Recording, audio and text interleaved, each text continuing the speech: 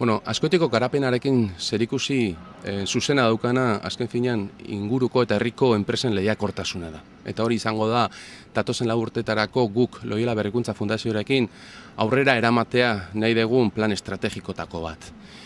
Loiola Berrikuntza Fundazioak azken finean momentu honetan bere helburutako bat da inguruko eta kasu Azkoitiko enpresak hartu eta berrikuntza eta teknologia bi oinarri hartuta sektore berrietara zabaltzeko aukerak ematea. Baina ez bakarrik enpresak sektore berrietara, baizik eta gaur egun ditugun produkzio sistema eta produktuak berritzen jakitea.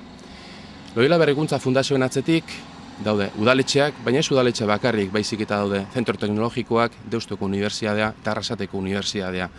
Guzti honek, iruditzen guri, datozen 4 urtetan Azkoitik bigarren edo hirugarrengo industrializazio bat erakarri behar dula. Balore erantsia jarriz, teknologia eta berrikuntza oinarri izan da.